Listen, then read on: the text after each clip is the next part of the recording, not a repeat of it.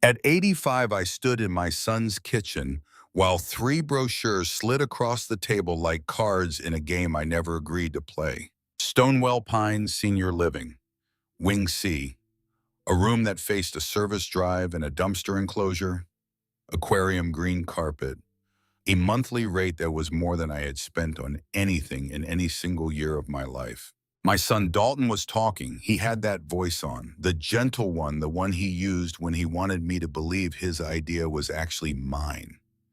I knew that voice. I had given birth to that voice. I had nursed it through croup at 4 in the morning. I had taught it how to say please and thank you and Mom, can I have one more cookie? I had taught it everything. And here it was using itself against me. Across the table, my daughter Corinne wouldn't meet my eyes. She was studying her coffee cup like it contained the cure for something. My youngest Russell sat at the end of the table with his hands folded in his lap. He was looking at the floor. He had been looking at the floor for 35 minutes. But the one I watched most carefully was not at the table at all. She was at the counter making coffee she would not drink.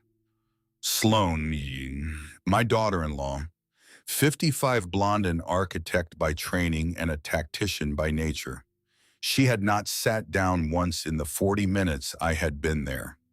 People who stand during ambushes do that on purpose. Standing lets them angle their body toward the exit. Standing lets them speak without committing. I noticed everything. I have always noticed everything. That is what 60 years of drawing plants will do to a woman. You sit at a north-lit window with a magnifying loupe and a fine sable brush, and you learn that the world is mostly made of things people don't bother to look at. The pattern of veins on the underside of a witch hazel leaf, the exact angle at which a sedge bends in October, the way a son's eyes shift toward his wife when he is about to lie to his mother. I noticed all of it. The pamphlets had photographs. The photographs had been chosen carefully. Smiling silver-haired women in cardigans, a water aerobics class, a bingo schedule pinned to a corkboard, a man in a polo shirt holding a clipboard, which Dalton wanted me to believe was the activities director. The room they had picked for me was on page 4. Page 4. You don't put your best room on page 4. I picked up the pamphlet. I held it the way you hold a specimen. I turned it slightly toward the window so the light fell across the photograph at a working angle. The carpet was the color of an aquarium nobody had cleaned in a while. The window faced what Dalton described in his gentle voice as the property's east-facing wing. The east-facing wing was a service drive. I could see the corner of a dumpster. I set the pamphlet down. I folded my hands. I waited because I have learned in 85 years on this earth that the fastest way to find out what a person actually wants is to give them silence and watch them fill it. Dalton filled it. Mom, he said, it includes meals, a nurse on call group activities. Bingo on Tuesdays, Corinne added. She still didn't look at me.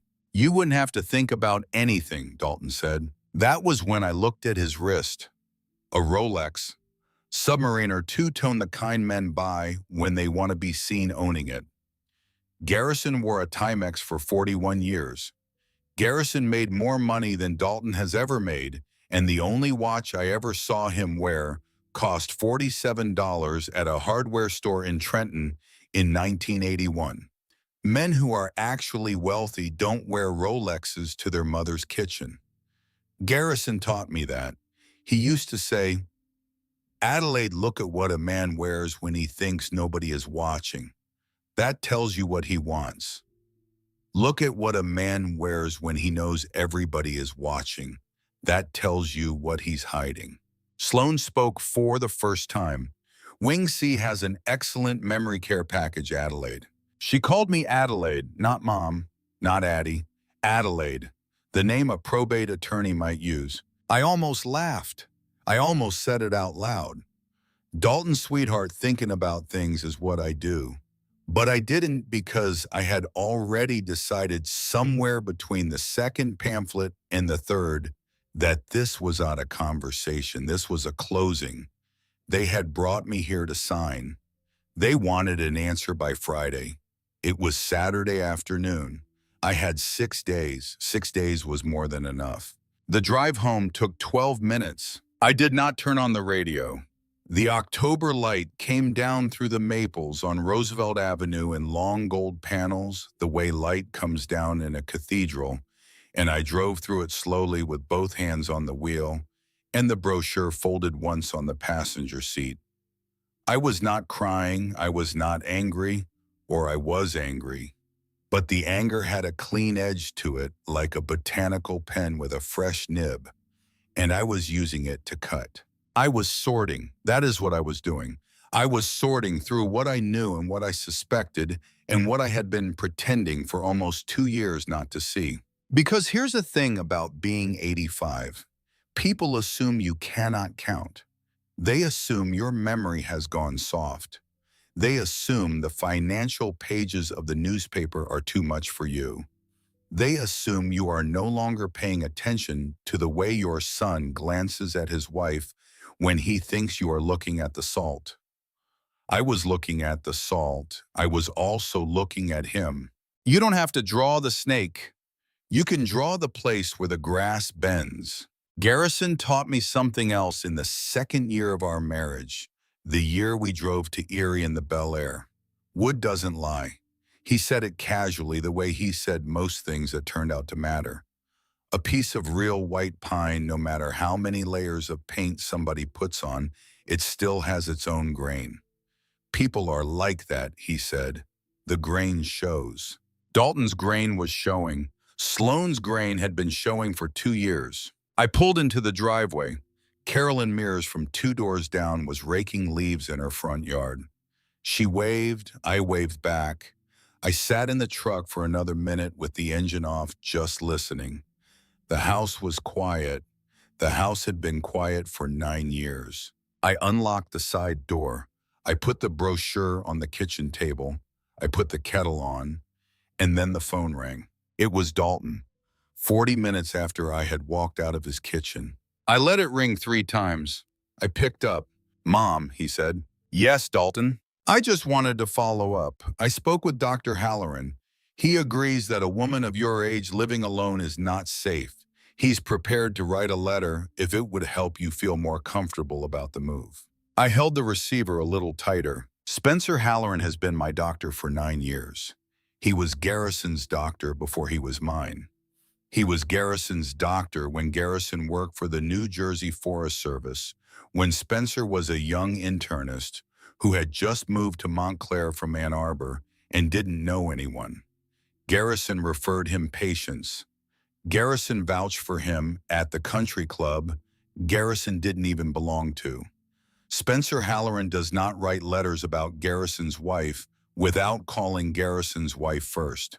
He never has. He never would. "Thank you for telling me, sweetheart," I said. "I'll call you back." I hung up. I called Spencer Halloran. He picked up on the second ring. "Adelaide." "Spencer, did my son call you today?" A long pause. Then in the voice of a man who has been waiting to be asked, "Yes, he called this morning. He asked me to write a letter supporting a guardianship transfer. I told him no. I told him I would be calling you. I'm calling you now. You believed me." "Adelaide, I knew Garrison for 41 years. I have known you for 31.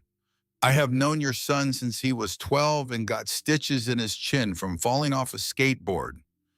I know exactly what I believe." I closed my eyes. "Spencer, yes, don't write to him again. Don't take his calls." I wasn't going to. We hung up. I stood at the kitchen window. A Junko worked the feeder. Outside, the October light kept doing what October light does. Inside, I was finally, after 2 years of pretending, otherwise doing arithmetic. 2 years ago, Dalton dropped a comment at Sunday lunch. "A house this size is a lot to heat through a Jersey winter, Mom." He said it the way men say things they want to plant. Then the article started. That was Corinne. Articles about cognitive decline. Articles about social isolation in older adults. Articles about the dangers of aging in place forwarded to my email roughly once a week. Subject lines like thinking of you an interesting read. I read every one. I never replied. Russell didn't send articles. Russell sent silence, which in a family group text is its own kind of message. And then last spring, the campaign found a vocabulary. Safety. Suddenly, everything was about safety. Mom, we just want you to be safe. Mom, we just want peace of mind. Mom, just in case. Just in case of what I wanted to ask. Just in case I lived. Just in case I kept living in this house alone, the way I had been doing perfectly well for 9 years, paying my taxes, illustrating sedges for a small natural history press in Vermont, driving myself to my doctor and my supermarket, and my standing Wednesday phone call with Beatrice Ellsworth in Asheville. I never asked, because asking would have forced them to defend themselves. And once a person has had to defend themselves, they cannot unsay it. The conversation gets ugly. The family gets ugly. Christmas gets ugly. And I had not survived 85 years to make Christmas ugly. Better to wait. Better to watch. Better to find out what the campaign was actually about. It wasn't safety. It was money. Dalton's investment firm had taken a beating in the last cycle.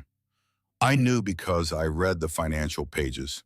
I knew because Sloane's car had been a leased Audi until last month, when it became a leased Lexus, which only meant she had moved her cosmetic upgrades to a different dealer with longer credit terms. Corinne was overextended in 3 states with rental properties that wouldn't sell.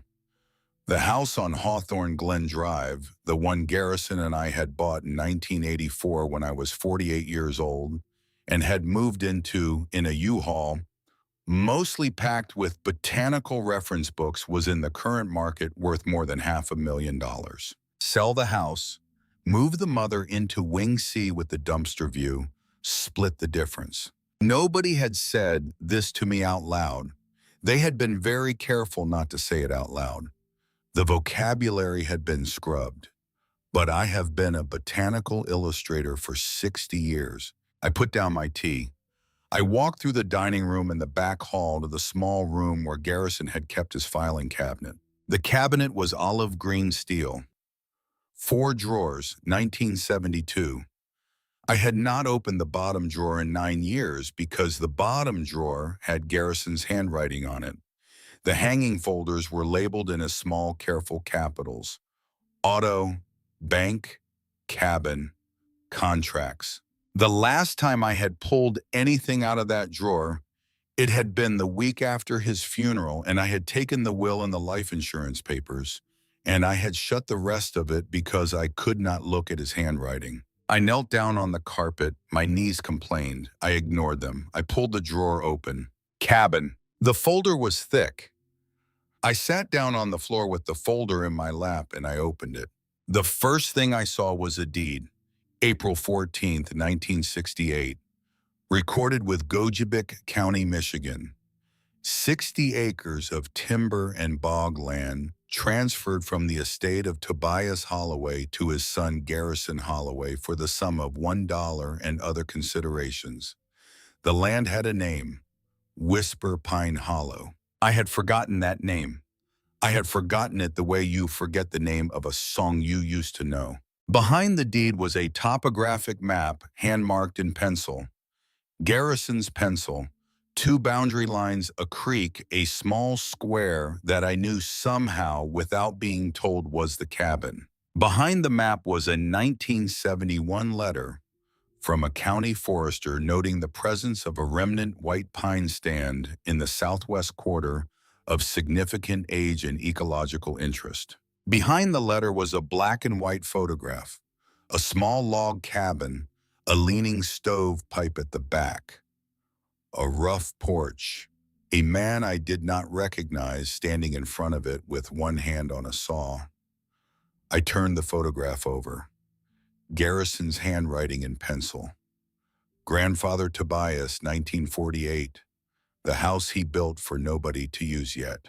I sat with the photograph in my hand for a long time, and then I noticed something else tucked behind it.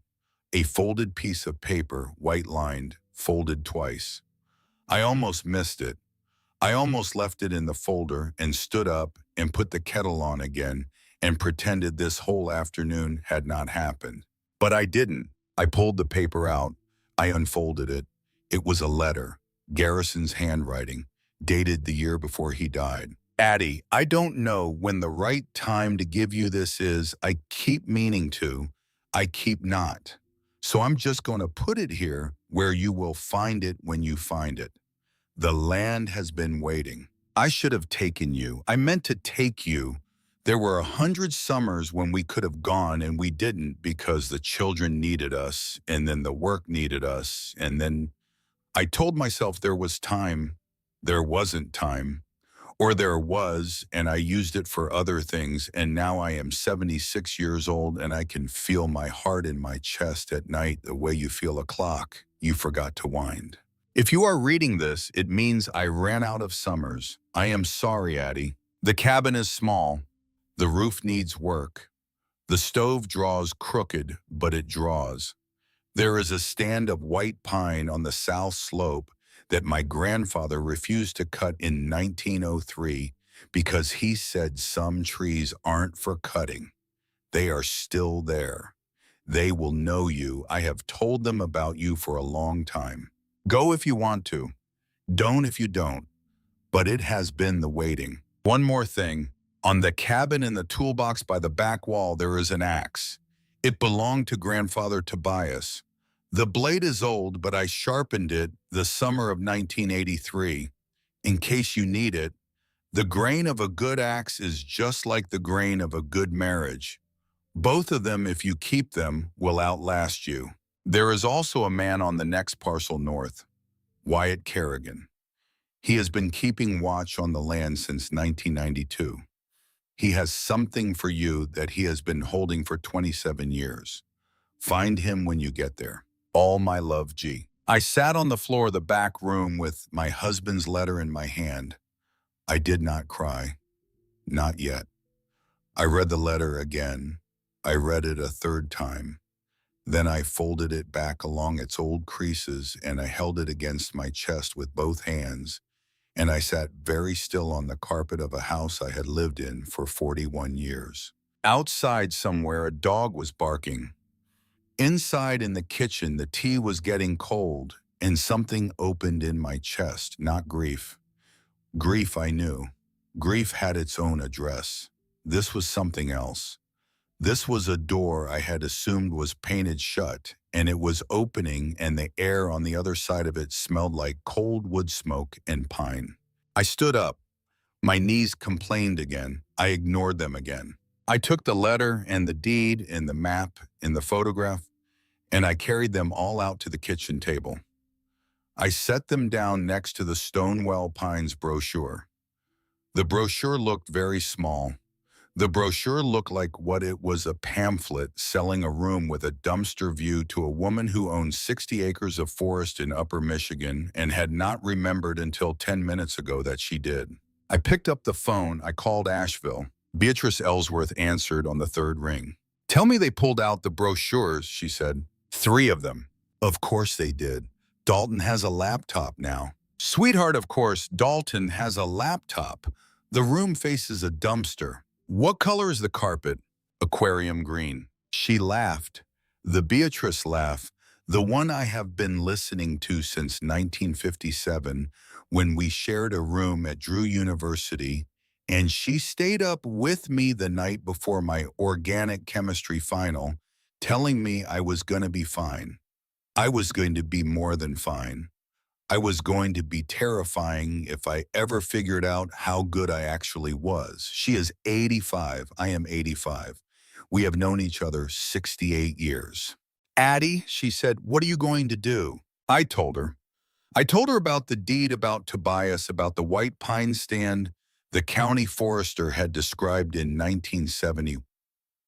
One about the cabin in the photograph and the tax bills that had been auto-drafting out of a 1968 bank account for 9 years without anyone noticing. I told her about the letter. I read it to her. I read the whole thing.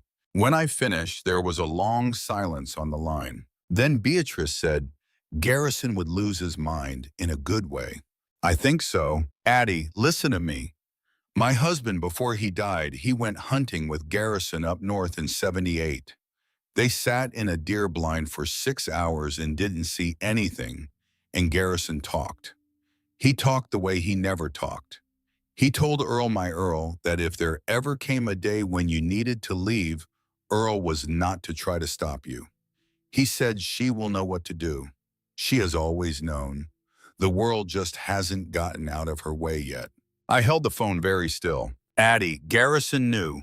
He has been preparing the people around you for 13 years. Don't you see?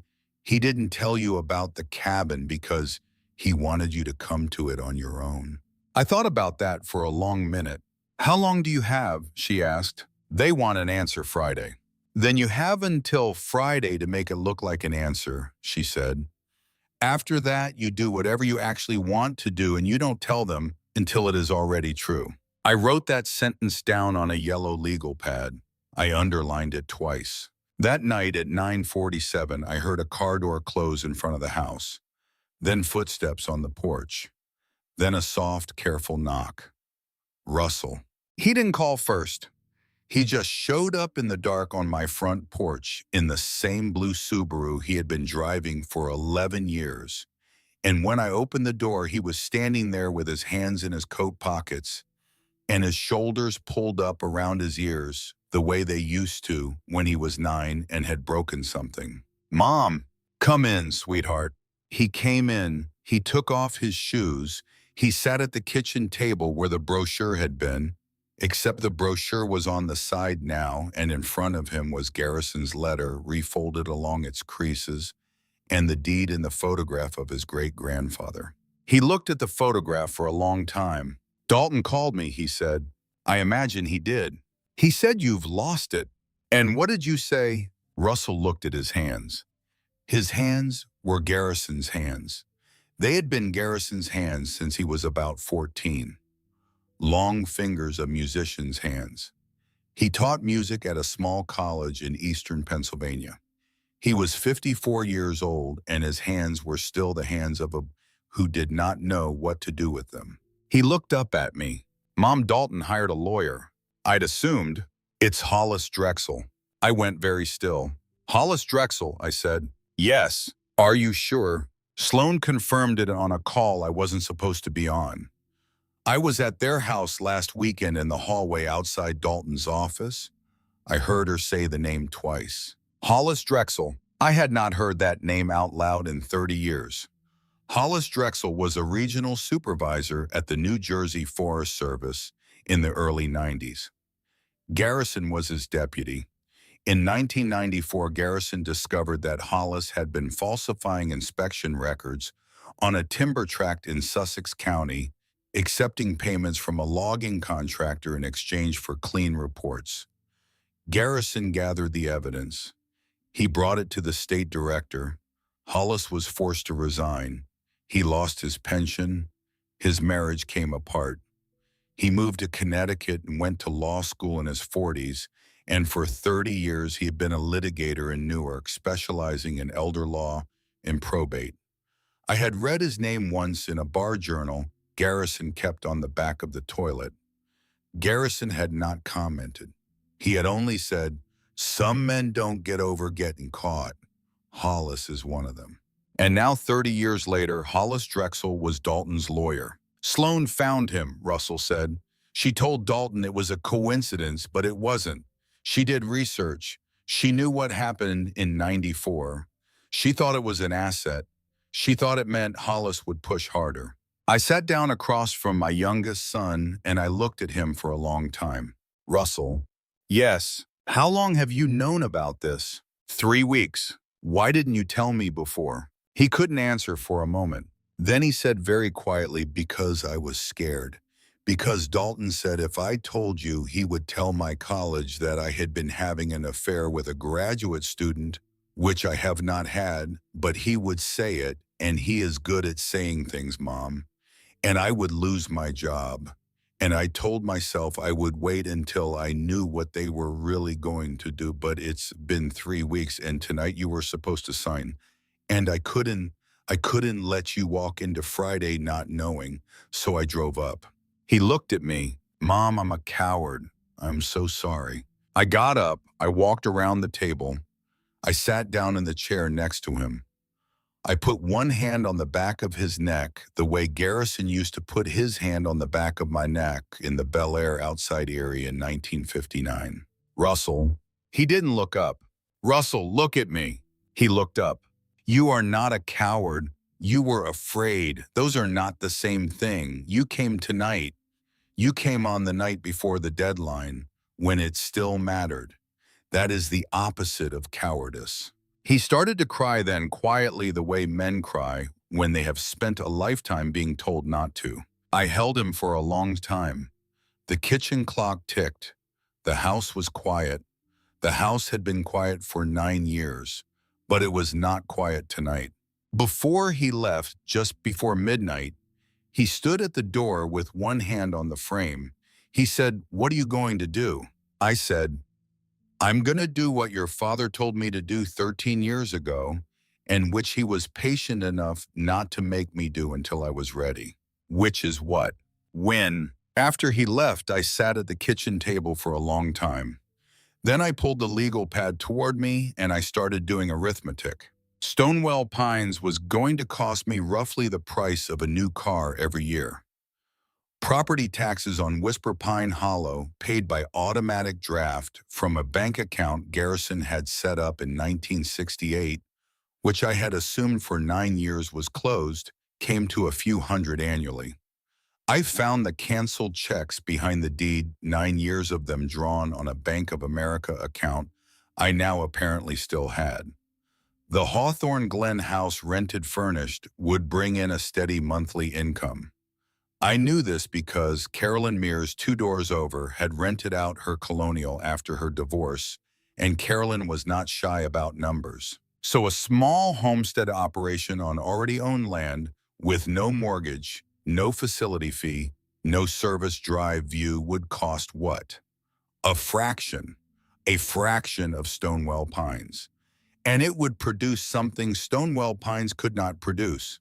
It would produce a return to a place. The completion of a plan a man had carried in his pocket for 56 years and had refused to make me finish. I wrote the numbers down in 2 columns. The columns balanced.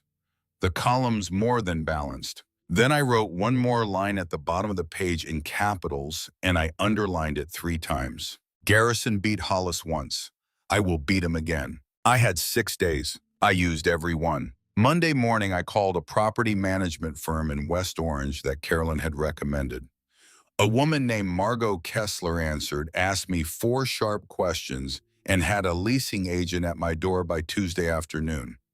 The agent walked the house, took photographs, and told me my furnished colonial would rent in under 3 weeks at a price that would more than cover what I needed.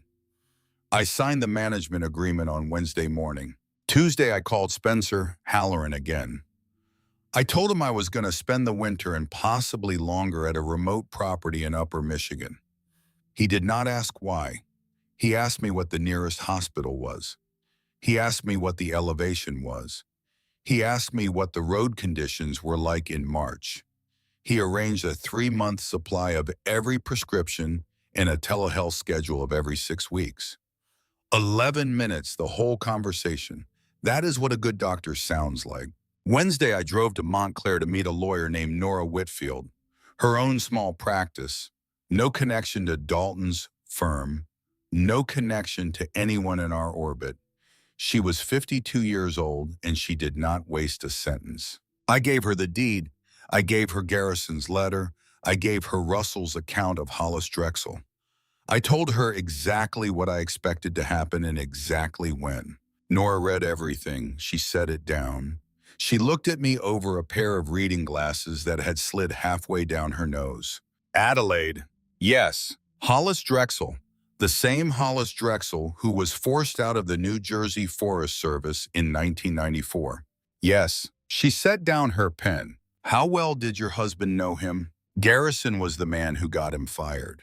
A long silence. Adelaide, there is something you need to know about Hollis. He has been a member of the New Jersey Bar for 24 years, and in those 24 years, he has filed 41 petitions for guardianship of elderly clients. 41. The pattern is consistent. He targets widows over 80. He pairs with an adult child who is in financial trouble. He takes a percentage. I have watched him do this since I was a junior associate. The Bar Association has watched him do this. He has never lost. He has never been sanctioned. He has never been investigated because the only people who could investigate him are the family members of his targets, and they are usually the ones paying him. I sat with that for a moment. Nora, yes, how do I beat him? She looked at me. You don't beat Hollis Drexel by being right. Hollis Drexel doesn't care about right. You beat Hollis Drexel by being faster, by being quieter, and by being one move ahead of him at every step, and by having something on him that he doesn't know you have. She paused. There is someone in Gogbic County, Michigan that you need to know. His name is Earl Bridger.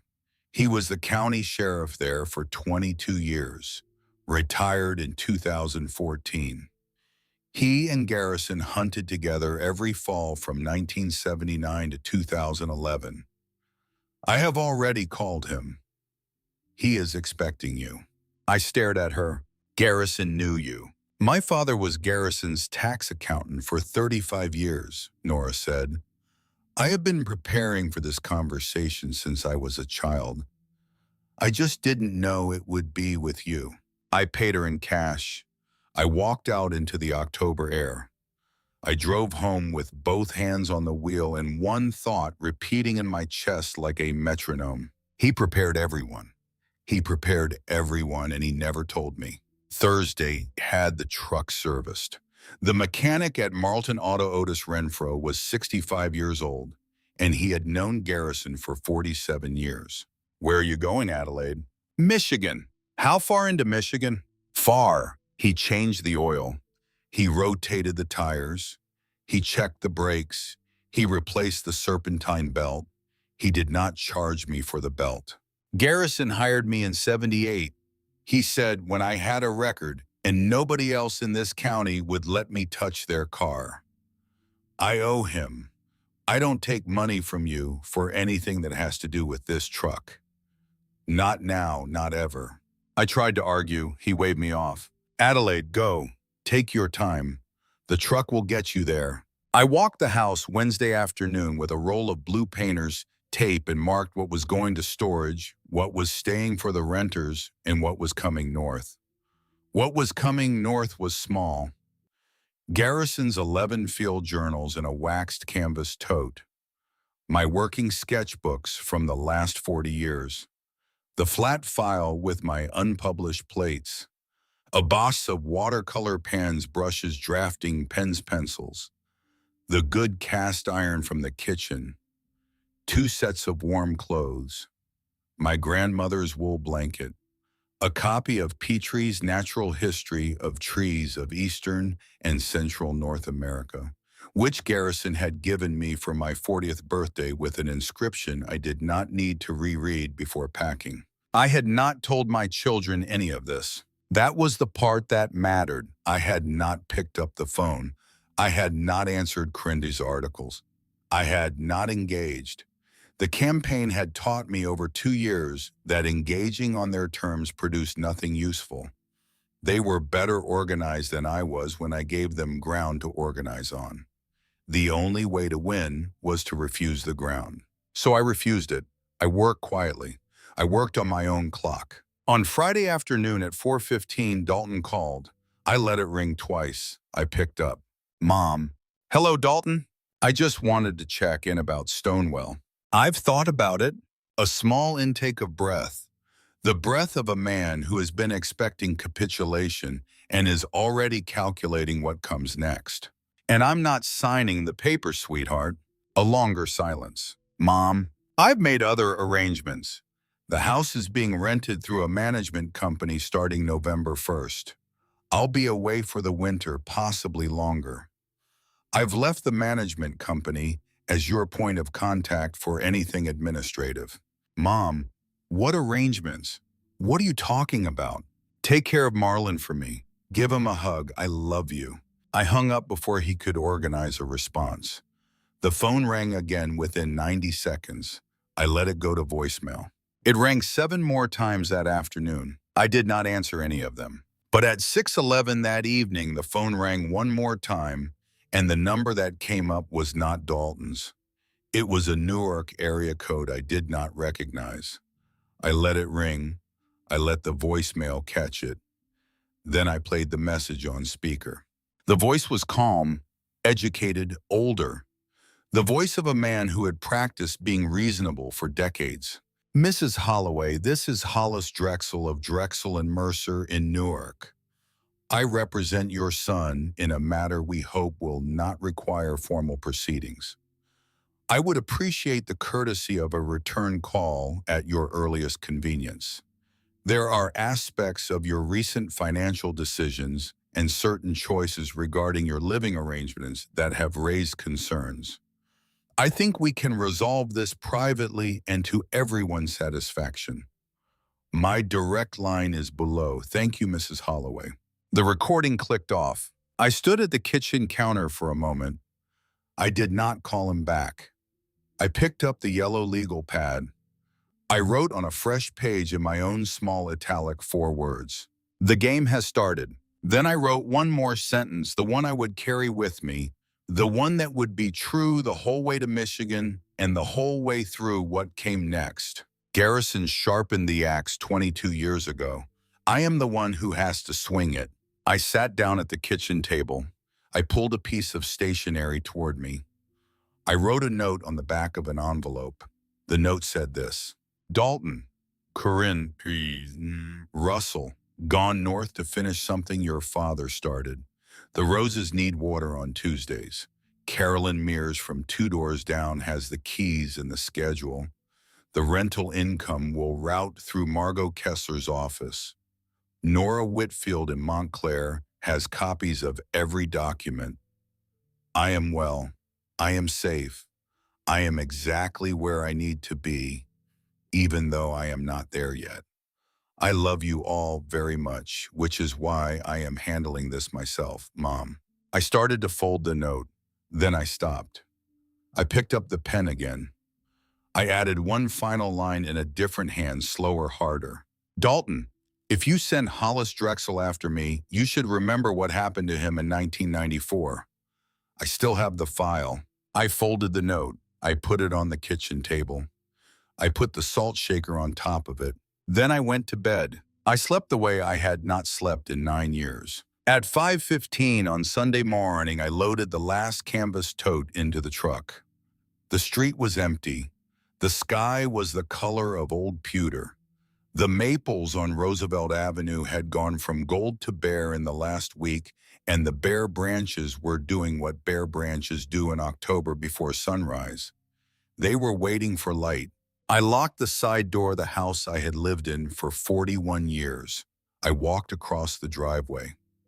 I climbed into the cab of the F-150. The seat was cold. The steering wheel was cold. The keys were in my hand, and my hand was steady. I sat there for a moment with both hands on the wheel, and I listened to the engine settle into its idle, the way Garrison had taught me to listen to it in 2016, the year before he died. The engine sounded fine. The engine sounded ready. I put the truck in reverse. As I rolled out of the driveway, my phone began to buzz on the passenger seat. I let it. Once I was on Roosevelt Avenue, I glanced at the screen. 14 missed calls from Dalton stacked one on top of the next, and one call from a Newark number I had heard exactly once before. I drove. I shifted into drive. I pointed the truck west toward I-78 in Pennsylvania and Ohio, and the long, flat highways through Indiana and Michigan, and the Mackinac Bridge in Marquette, and the small lumber town of Kettridge, and a gravel road that gave out a quarter-mile before a clearing where a cabin had been waiting since 1947 for a woman it did not yet know. The clearing was 1,100 miles away. I gave myself 3 days. I had everything I needed. I had more than I had ever asked for. I was 85 years old. I was just getting started. 1,100 miles is a long way to drive at 85, but it is a longer way to drive when you know that somewhere behind you in a Newark office with frosted glass and a private elevator, a man who has waited 30 years to ruin your husband is finally getting his chance to ruin you instead. I crossed into Pennsylvania at 6:47 that first morning. The sky over the Delaware Water Gap was the color of an unfired clay pot. I drank from the thermos with my left hand and steered with my right. I did not look at my phone. I did not turn on the radio. The hum of the F-150 was steadier than my own heartbeat, and for the first 100 miles I let it do my breathing for me. I had not driven across my own country in 26 years. The last time was 1999 with Garrison, a 10-day loop through the Smokies and back in a Buick. We no longer owned in a marriage we no longer had because Garrison was gone now, and the Buick was gone now. And what was left was an 85-year-old woman in a 2014 Ford F-150 with a thermos on the seat beside her and a folded letter tucked into the visor where she could see it. I drove. The first day I made it to a motel outside Toledo, vinyl curtains, a bedside lamp that flickered. A woman at the front desk who told me to put my keys under the mat when I checked out, and who looked at me like she wanted to ask if I was running from something. I was. I wasn't. I was running toward. The second day I crossed Michigan on US 23 and slept in a Best Western in Cadillac. I ate a club sandwich at a diner across the parking lot. The waitress called me She refilled my coffee 3 times without asking. The third day I turned northwest past Marquette and the country changed. I had forgotten what long, flat highways do to a person. I had forgotten what your mind does when nobody is asking it for anything. Hawks on fence posts, the yellow of a tamarack catching the late light, a barn that had collapsed sometime in the 1960s and had been left to collapse some more. I stopped twice for gas, once at a diner outside Crystal Falls. That was where I met Wendell Krause. I did not know his name yet. He was sitting at the counter 3 stools down from where the hostess put me drinking black coffee out of a heavy white mug. He was 75 years old, maybe more broad-shouldered, a brown canvas coat with the patch of a Marine Corps unit on the sleeve. He had not spoken when I walked in. He had not looked up from his coffee. But when the waitress asked me what brought me through Crystal Falls and I said I am visiting land, he turned his head exactly once. He waited until I had eaten half my grilled cheese. Then he turned all the way around on his stool and he said in a voice that sounded like gravel under a tire, "Ma'am, where is that land?" I considered him for a long moment. "Go Jabbok County." He nodded slowly. "What road takes you in?" "County Road 519 to the gravel." The gravel washed out in March. I set down my coffee. "They graded it in May," he said. "But the culvert at the second crossing is sunk on the west side. You take a truck like yours over that culvert at speed, you'll bend something. There's a back way in, through the old fire road off Hancock Line. Adds 12 minutes. Won't kill your suspension." He reached for a paper napkin. He pulled a stub of a pencil out of his breast pocket. He drew me a map. 2 roads a creek, a cabin shape at the bottom. He turned the napkin around and pushed it across the counter. "That's the way Garrison used to go in." The diner got very quiet. I looked at him. Garrison Holloway. Same Garrison. How did you know him? I drove for him, long haul, hauled timber out of the Ottawa for the Forest Service contractors 72 through 88. He rode with me twice, once to a fire in the Porcupines, once to bury his uncle in Ironwood. Wendell Krause paused. He was a serious man, the kind that didn't waste a word. I liked him. I put the napkin in my coat pocket. What's your name? I said. Wendell Krause. I sat with that for a moment. Two Wendells in one day, I thought, and then I corrected myself. Garrison was not Wendell. Garrison was Garrison. There was no second of him in the world.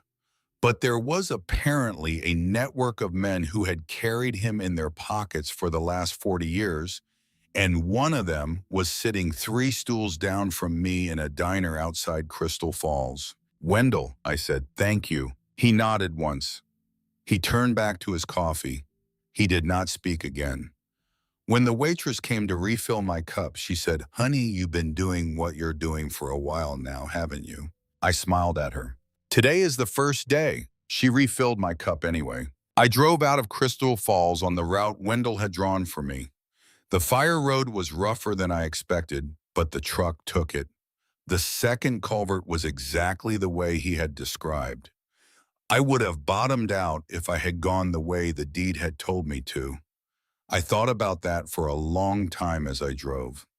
A man I had never met in a town I had never been to had saved me $1,000 of repair and a tow truck I could not have called because he had once driven my husband to bury his uncle.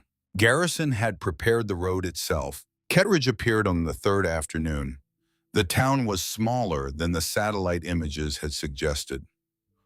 4 blocks of brick storefronts on a single main street, a hardware store, a grocery, a Lutheran church with a copper green roof, a feed and seed, a small diner called the Red Pine with a hand-painted sign that needed paint. The county road that led to Whisper Pine Hollow turned off 2 miles past the town limits and ran west through Second Growth Maple and Birch for another 7 miles before the pavement gave out. The last mile was gravel. The last quarter mile was a 2-track that wound between leaning hemlocks and crossed a small creek over a culvert that looked older than I was. The truck handled it. The light through the canopy turned the dust gold. I stopped the truck where the 2-track ended. I got out. The cabin was still standing. That was the first surprise. The second was the scale of the place. The clearing was larger than the photograph had suggested. The cabin sat at the south end, a single-story log structure, roughly 20 by 30 with the leaning stovepipe I remembered, and a roof that had been patched at least once but was holding. The west wall had moss on the lower logs. The window glass was intact in 3 of the 4 windows. The 4th had been boarded over with a piece of plywood long enough for the lichen to have colonized it. Behind the cabin, the land rose in a long slope toward a stand of trees that even from a distance had a bearing the rest of the forest did not. I stood in the clearing. I did not cry. I had not driven 1,100 miles to cry. What I did was take a small notebook from my coat pocket and write the date, the time, and 3 words. The door first. The key Garrison had taped to the inside cover of the cabin folder still worked. The hinges complained. The interior smelled of cold wood smoke and dry rodent and something deeper, which I identified after a moment as cedar. There was a wood stove, a bunk frame against the back wall, a small table, 2 chairs, a shelf of canned goods that had expired a decade ago, a wool jacket hanging on a peg which I did not touch. I was halfway through my second pass through the room when I heard footsteps on the porch. The man at the door was tall, late 60s, a gray beard, cut close, the weathered face of someone who had spent a long time outdoors in a long winter country. He was wearing a wool jacket. He was carrying a canvas pack. He stopped at the threshold when he saw me, and he held up both hands, palms out, in the open gesture of a person who needs to make very clear He is not a threat. Ma'am, I am sorry. I saw the truck from across the meadow. I wasn't expecting anyone. I looked at him. Who are you? My name is Wyatt Kerrigan. I have a small place about a mile north on the next parcel. Garrison Holloway gave me written permission in 1992 to walk this land for biological surveys. I assumed he had passed because I haven't seen him in some years, and I assumed the parcel was in probate. I am very sorry, Mrs. Holloway. He paused. You must be Adelaide. Addie, I said. Addie. He set the canvas pack down on the porch outside the door. Away from him, away from me. The gesture of a man who had spent enough time in old cabins to know what mud did to a wood floor. Garrison wrote about you, he said. I waited. He showed me one of your sedge plates once, the Curex Pennsylvanica with the seed detail. That was a very fine drawing, Addie. I had been ready for many things on that porch. I had not been ready for that. I stepped back and gestured him in. He took off his boots first. He sat on the cold hearth of the wood stove with his hands clasped between his knees, the way men sit when they are waiting to give you something they have been carrying a long time. Garrison told me you would come, he said. Eventually. Eventually, he said it more than once. I sat down in the other's chair. I waited. Wyatt Kerrigan reached into the canvas pack and pulled out a wooden box about the size of a hardback book. He set it on the small table between us. He gave me this in 1992, he said. He had me put it in a fireproof safe in my cabin. He told me if a day came when you arrived here on your own, I was to give it to you. If you did not arrive, I was to give it to no one. I have had this box for 33 years. I looked at the box, then at him. Have you opened it? No, ma'am. Wyatt. No, ma'am, I have not opened it. I lifted the lid. Inside the box was a small bundle of envelopes tied with kitchen twine. There were 27 of them. The top envelope had my husband's handwriting on the front. 3 words. For Wyatt's care. I lifted the bundle out. I set it on the table. 27 letters. I would not read them tonight. I would not even read them this week. But I knew the way you know weather is going to change, that they were going to be a part of the rest of my life. I looked up at him. 33 years. Yes, ma'am. Why did he trust you? Wyatt Kerrigan did not answer right away. He looked at his hands. He looked at the cold stove.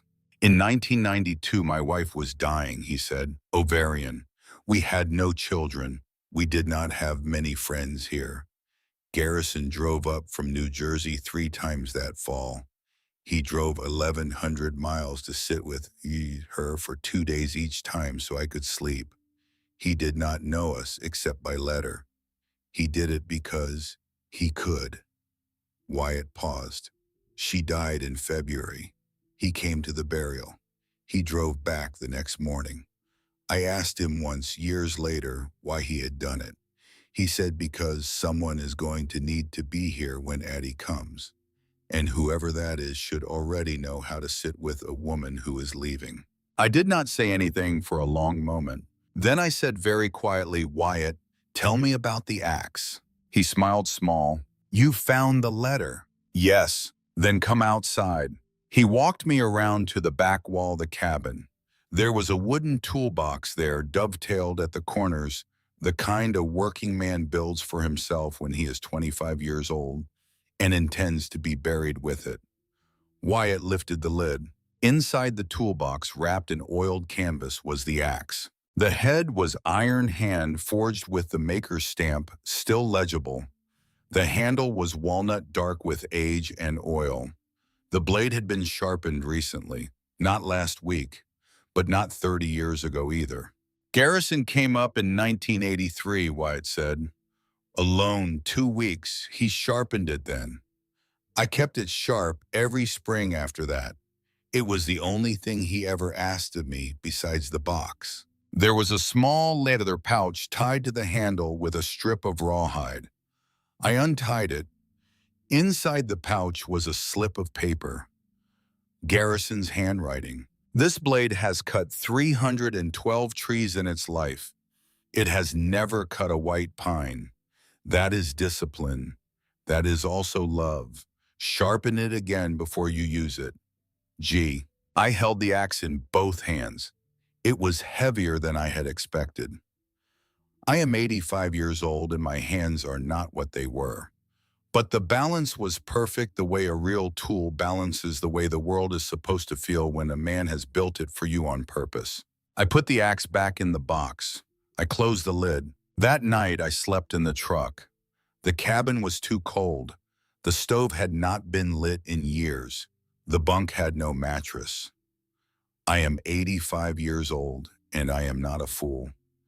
I parked the truck nose into the porch, reclined the driver's seat as far as it would go, pulled my grandmother's wool blanket up to my chin, and watched the stars come out. There were a lot of stars. I slept. The second night, the stove was lit. By the third week, the cabin was tight. Wyatt knew a man in Kettridge who owned a sawmill. That man knew a young couple who had moved north from Wisconsin 4 years earlier with the determined intention to live below the median income line on purpose and to do the kind of work nobody trains you to do anymore. Brock and Della Wainwright. He was 32. She was 30. Brock came out the next morning with his tools. He took one look at the cabin's interior, ran his hand along a hand-hewn ceiling beam, and told me that whoever had cut these logs had known exactly what he was doing. I told him the man's name had been Tobias Holloway. I told him Tobias had been my husband's grandfather. Brock did not say anything for a long minute. Then he said, "I want to work on this cabin for cost, not for free, for cost. I want to be able to say I helped keep this one standing." He fixed the chimney. He replaced the boarded window. He cut out the soft logs on the west wall and sistered them with new pine. He built a railing on the porch that I would 3 years later find myself describing to strangers as the place where my children learned how to apologize. Della cooked. She brought sourdough and venison stew up the 2-track in a tin twice a week. She was 30 years old and she carried herself the way her grandmother probably had the way women carry themselves, who have decided that grace is a discipline. On her third visit, she sat at the small table with me while a pot of beans simmered on the new stove, and she said without preamble, "My mother put me in a treatment center when I was 19. I wasn't an addict. She wanted my college fund. The center kept me 8 months on her signature. I have not spoken to her in 11 years. She paused. She looked at me. Reed and I came north because we wanted to live somewhere my mother could not reach me by accident. I am telling you this because Brock told me about your son, about the brochures, and I want you to know that what they did has a name, and that you are not the first woman who has had to drive 1,100 miles to get free of it, and that you are doing it well." I held her hand across the table for a moment. I did not cry. I noted, however, that I had not cried in front of any woman since Garrison's funeral, and I had not been touched on the hand in 9 years by anyone whose touch I had wanted, and that something in my chest, which had been hard as a hickory knot since the drive home from Dalton's kitchen, was beginning to soften in a way that did not feel like weakness. It felt like permission. It was during the 4th week that Brock taught me how to sharpen the axe. He laid the head on a worn whetstone in the doorway of the cabin, where the November light came in flat and clean. He showed me the angle. He showed me the pressure. He let me try. My first attempts were bad. The stone caught on the bevel. He corrected my wrist. A dull axe is more dangerous than a sharp one, Addie, because the user has to push harder. And when you push harder, you slip. I have thought about that sentence every day since. He stayed for 3 hours. When he left, the blade was sharp enough to take the hair off the back of my hand. I tested it that way. I have lived in the country long enough to know how country people test a blade. On the morning of the 29th day, the phone rang. I had a satellite signal by then. I had a small modem on the table near the window. I had a phone that worked sometimes when the weather agreed with it. I picked up. Adelaide Holloway. The voice on the other end was older than I had expected. Calm, educated, articulate. The voice of a man who had been practicing reasonableness for 30 years, the way a piano teacher practices scales. Mrs. Holloway, this is Hollis Drexel. I sat down at the table. Mr. Drexel, I have been trying to reach you. I left a message in October. I received it. I had hoped you would return my call. You hoped wrong. A small pause. I imagined him in his office, fluorescent light, the soft hum of a printer in the next room, a yellow legal pad on the desk in front of him with my name at the top. Mrs. Holloway, I want to be direct with you.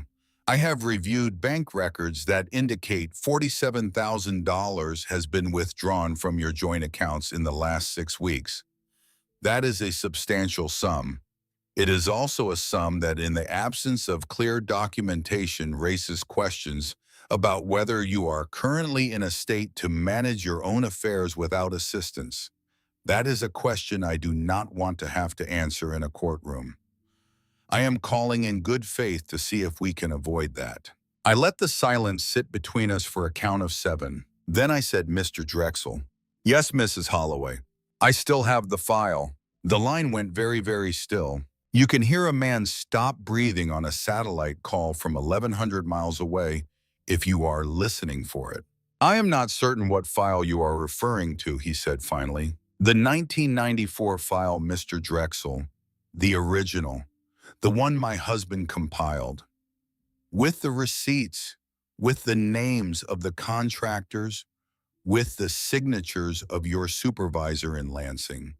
The one that was never filed with the State Attorney General's office because Garrison's only goal was your removal, not your prosecution. He believed in proportion. I, Mr. Drexel, am 85 years old. I am not as patient as my husband was. Another pause, longer. Mrs. Holloway, I am not sure where you are getting your information. I am getting it, Mr. Drexel, from the original folder, which is currently in the possession of my attorney, Nora Whitfield, of Montclair, New Jersey. I am also told you have filed 41 elder guardianship petitions over the last 24 years, and that the New Jersey Bar Association would be very interested in the pattern, particularly in light of a 1994 conduct record that was never closed. You did know that, didn't you? The record was never closed. It was simply set aside because the state director at that time was retiring and did not wish to make a public matter of it. The complaint sits in a file in Trenton. It is still active. It only requires a request to reopen it. The line was so quiet I could hear the sound of his ceiling fan. Mr. Drexel, yes, you have until tomorrow morning to withdraw from any matter concerning my person, my property, my children, my finances, or my mental capacity. If you do, this conversation ends here. If you do not, I will have Nora file a request to reopen the 1994 complaint by Friday afternoon, and I will in addition contact every one of the 41 families you have served, and I will let them know what was done to my husband in 1992. Do we understand each other? The pause was so long, I thought he had hung up. Then Hollis Drexel said in a voice that had gone smaller and tighter and considerably less educated, Yes, Mrs. Holloway, we understand each other. I hung up. I set the phone down on the table. My hand was steady. I sat at the table for a long time. The stove ticked. Outside, a chickadee worked the suet feeder Brock had hung from the eaves. A small wind came up the slope. I had not raised my voice. I had not insulted him. I had not lied. I had not said one word more than I needed to say. I had sat at a small pine table in a cabin in Upper Michigan And I had ended a man's career in 11 minutes using a file my husband had compiled for me in 1994 before I had any idea I would need it. I started to laugh, quietly at first, then harder. I laughed the way I had not laughed since the second year of our marriage.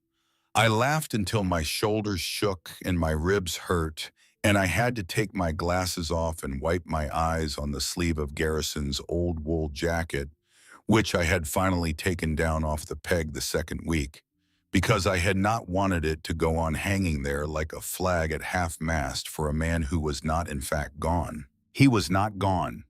He was on every road I drove. He was in every hand that helped me. He was in the box on the table behind me with 27 envelopes I had not yet opened. He was in the file in Trenton. He was in the axe in the toolbox. He was in the way the stovepipe drew straight now because Brock had reseated the flashing the way Tobias had originally cut it. Garrison had not run out of summers. Garrison had spent them. In December, Spencer Halloran called for our first telehealth check-in. I sat at the small table with the laptop open and Wyatt's borrowed satellite signal holding steady. Spencer went through my numbers. Adelaide, your numbers are better than they have been in years. I am walking 5 miles a day. You have lost weight. I am sleeping 9 hours. He paused. He put down his pen. Adelaide, I have been your doctor for 9 years. I know what is happening up there. I am where I am supposed to be. That is not a medical answer. No, it is, however, an answer. He reduced one of my blood pressure medications by half. We hung up. I made tea. I went back to the plates. I had begun work on the first plate the second week of November. By Christmas, I had finished 6. I had also begun reading Garrison's 11 field journals. I had not known there were 11 of them. He had carried them in his briefcase to the office for 30 years and brought them home and put them in the bottom drawer and never spoken of them. They were dated from 1959 to 2016. They covered every walk he had ever taken at Whisper Pine Hollow, the White Pine Stand, the spring seep on the north slope, the fern colonies that had given the property its name, the breeding warblers, the mammal sign, the slow reclamation of an old skid trail by hemlock seedlings. He had been keeping a baseline ecological record of his own family's land for 57 years. He had never told me because he had never thought of it as a project. He had thought of it as paying attention. In the 7th journal on the page, dated April 14, 2002, I found something I had not expected. Garrison's small, careful capitals in pencil on the bottom margin. Southwest quarter shows signs of unauthorized cutting. Stumps fresh, no permit. Reported to USFS Region 9. File reference 4471. I stopped reading. I sat with that page open on the table for a long time. Someone had cut timber on the land in 2002. Someone had cut timber on the land Garrison had inherited from Tobias. Garrison had reported it. The report had a number. I did not know yet what the file contained, but I knew the way you know the tide is coming back in that I would know soon. 3 weeks later, on a Tuesday in late January, a vehicle came up the 2-track that I did not recognize. It was a long bed pickup, dark green, 20 years old, washed but not waxed. The man who got out of it was tall, 6'2", in a black wool coat and an old cowboy hat that had seen weather. He was in his late 70s. He moved slowly, but he moved like a man who had moved fast for most of his life. He carried a small wooden box under his left arm. He stopped at the porch. Adelaide Holloway. Yes. Earl Bridger, Garrison's friend. Nora Whitfield called me. I had been meaning to come up for 2 months, but my wife had pneumonia. She is better now. I let him in. I made coffee. He sat at the small table the way men of a certain age sit at tables, careful with their backs square in the chair. He set the wooden box on the table in front of me. Garrison sent me this in 2014, year before he passed. He told me to give it to you if you came up. He told me if she does not come up, throw it in the river. I have had it 10 years. He pushed the box toward me. Open it now, Addie. You need to see this before I leave. I opened the box. Inside was a stack of documents paper clipped together.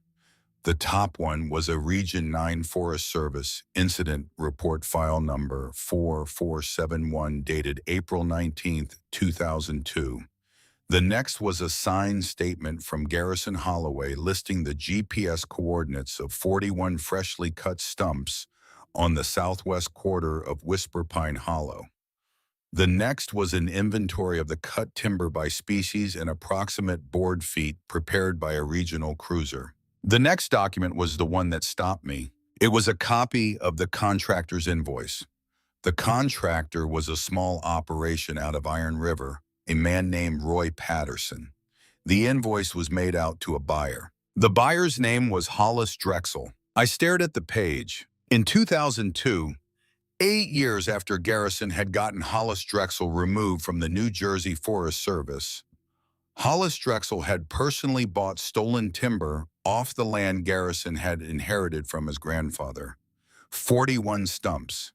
He had done it because he knew the land was empty. He had done it because he knew Garrison did not patrol it.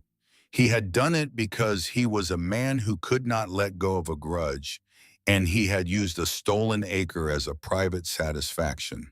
And Garrison had documented every board foot of it, and Garrison had not used it. Earl Bridger watched my face. He told me Earl said that he was not going to file this in 2002 because filing it would only put Drexel in a courtroom for a few months, and he believed Drexel would surface again. He said save it for when Adelaide needs it.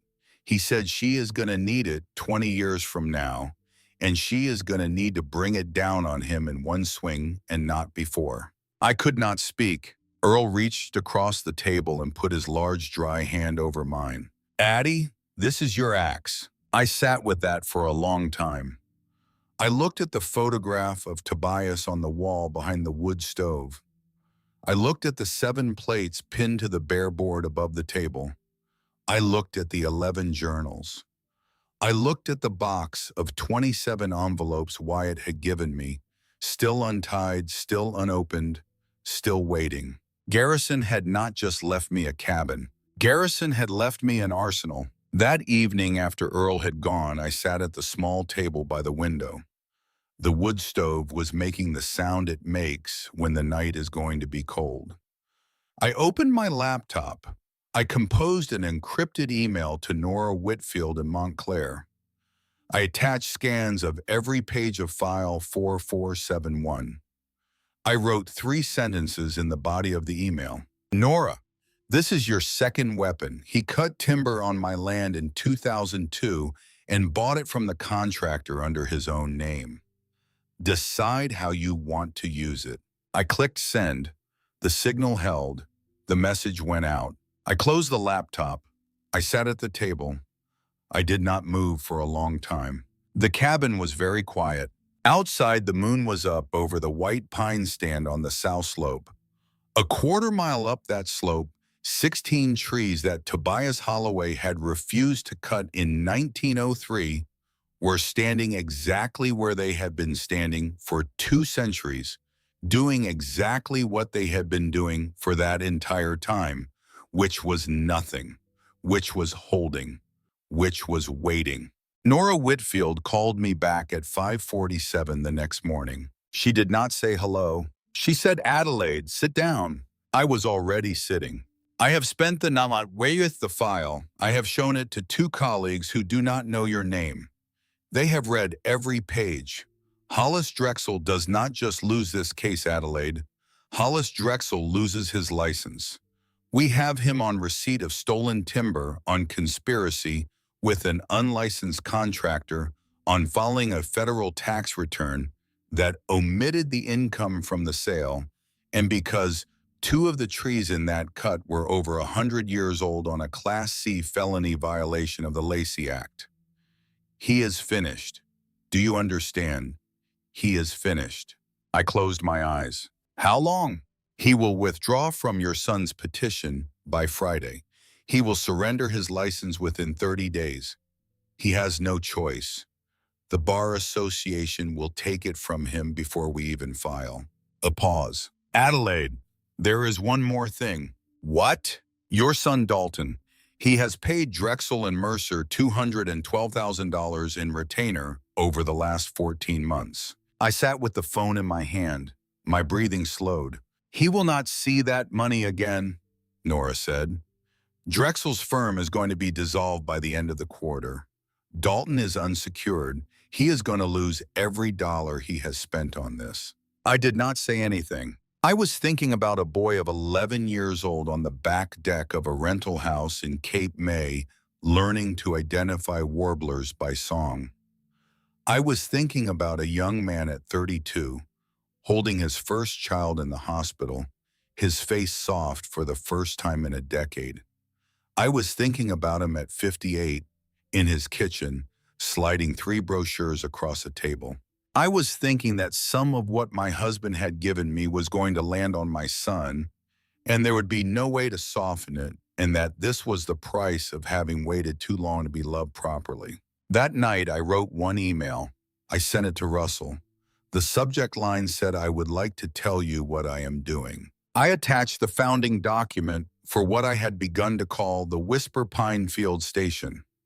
I attached a photograph of the 7 plates pinned to the back wall. I attached the photograph of Garrison's grandfather standing in front of the cabin in 1948 with his hand on a saw. I did not attach file 4471. Russell wrote back in 20 minutes. His message was 4 sentences. Mom, I have read every word. I am flying to Marquette in April, the week classes break. There is one more thing you should know before I get there. Dalton is on his way up. He left this morning. He is alone. He told no one, not even Sloan. I think he is coming to fight, but I do not think he knows how to anymore. I put the phone down. I walked to the window.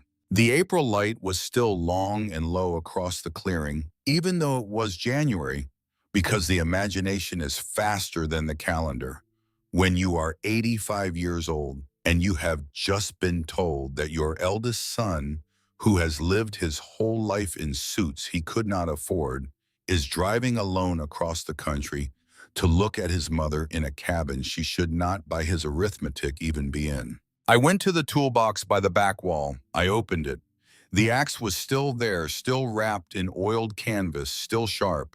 I left it where it was. He was not coming because he had a weapon. He was coming because he had run out of them. Russell came in on a Friday in late April.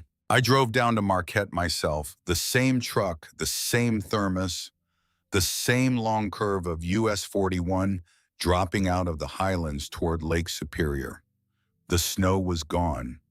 The sky over the Upper Peninsula in late April was the kind of pale blue that has not yet decided what season it is, and the air through the open window was 20 degrees warmer than it had any right to be for that latitude in that month. I pulled into the cell phone lot at the airport.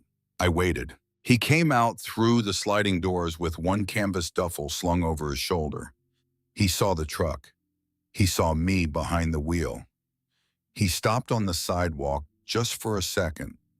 Just for the half second a 54-year-old man takes when he sees his 85-year-old mother behind the wheel of a Ford pickup outside an airport in Upper Michigan 8 months after she left a note under a salt shaker, and realizes that he has never actually seen her this way before, that she has been this person the entire time. He just hadn't been looking. He walked to the truck.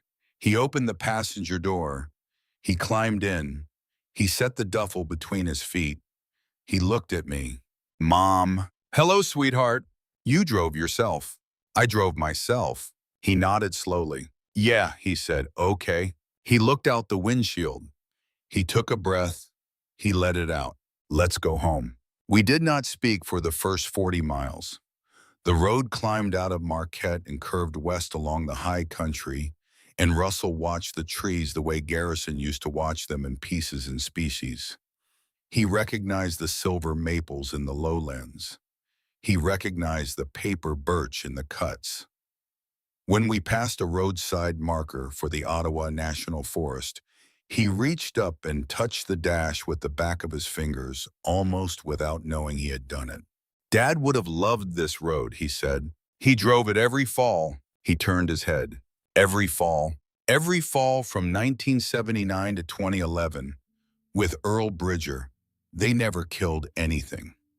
They sat in a deer blind for 3 days and drank coffee. Earl told me this in January. Russell did not say anything for a long time. He stayed 4 days. He walked the property with Wyatt both mornings at dawn. They would come back to the cabin around 9, both of them quiet, both of them muddy at the boots. And Russell would sit at the small table and not say anything for a while.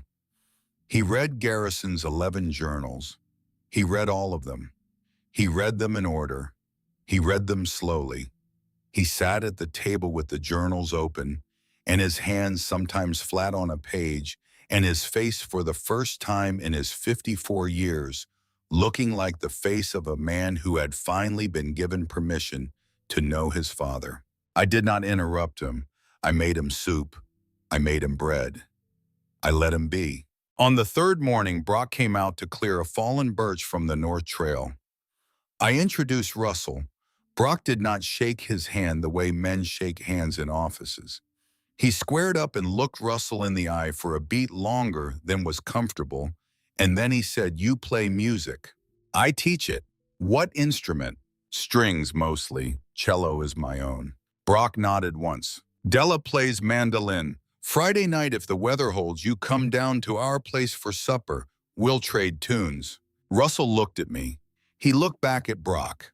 He said, "All right."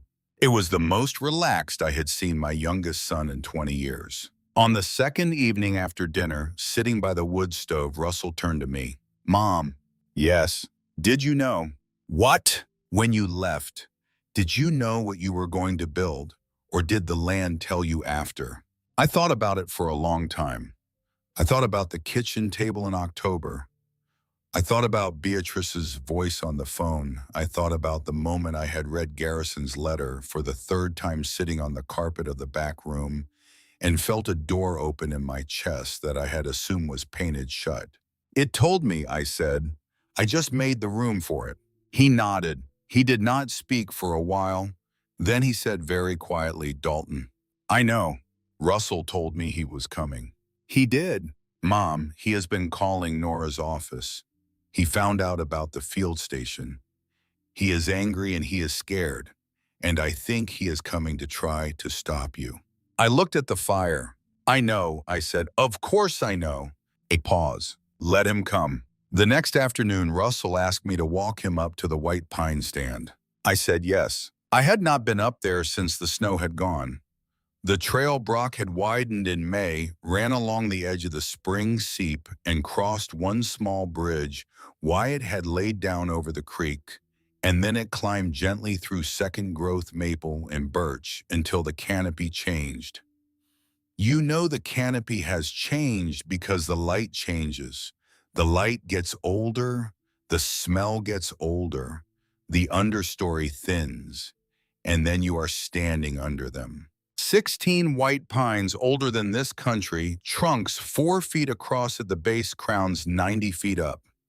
The bark plated like the hide of an animal nobody has ever quite identified. The needles releasing that particular evergreen smell, drier than spruce, more honest than balsam. Russell walked into the stand without speaking. He stopped under the largest of the trees. He looked up. He kept his head tipped back for a long time. Then he reached into the inside pocket of his coat and pulled out a small object wrapped in a handkerchief. He unwrapped it. It was Garrison's pocket compass, brass, 3 inches across. The needle still trembled and settled.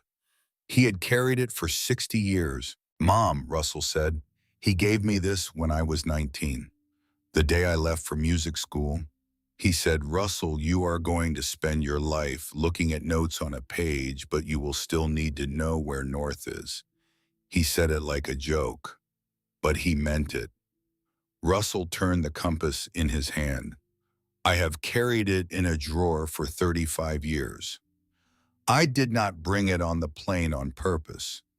I brought it because I knew if I made it up here, I was going to leave it under one of these trees. I did not know which tree. I do now. He bent down and laid the compass in the moss at the base of the largest white pine. He did not speak. The crowns moved way up, slow.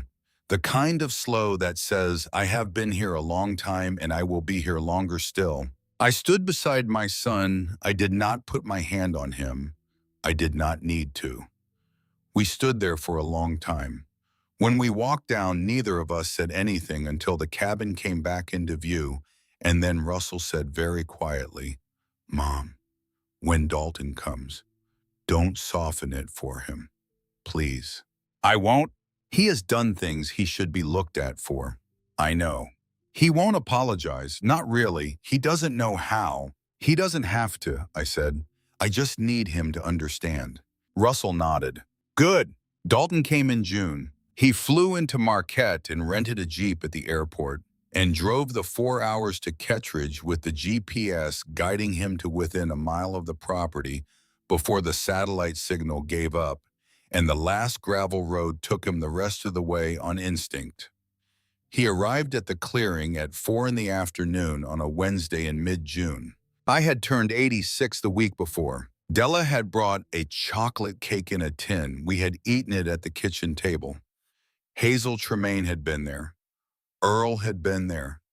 Wyatt had been there.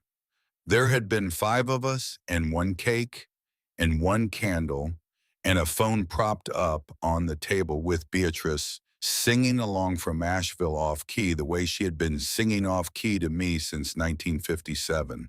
That was my 86th birthday. That was the kind of birthday I had not known I was allowed to have. I was on the porch when the Jeep came up the 2-track. I had a pencil in my hand. I was finishing the underdrawing for plate number 21. The Jeep came up the 2-track too fast. Branches slapped the windshield. The brake lights came on hard. The driver's door opened. Dalton got out. He was wearing a button-down shirt and city shoes. He had lost weight since the morning he had slid 3 pamphlets across his kitchen table. His face had the particular exhaustion of a man who had been managing a situation for 8 months that had not gone the way he had planned. And when he saw me on the porch under the roof his great-grandfather Tobias had put up in 1947, in a chair Brock had built me in March with the F-150 parked beside the woodpile, and the white pine stand rising on the slope behind the cabin, he stopped halfway across the clearing, the way a person stops when their legs have forgotten what they are for. Mom. Hello, Dalton. Mom, there's coffee on the stove. Come inside. He stood in the clearing. He did not move. I waited. I had spent 8 months learning how to wait. Finally, he walked the rest of the way to the porch. He stopped at the bottom step. He looked up at me. Take your shoes off at the door, I said. Yes, ma'am. He took them off. I poured him a cup. I sat him at the small table. I let him talk because letting people say what they need to say is the most efficient route to a conversation that can go somewhere.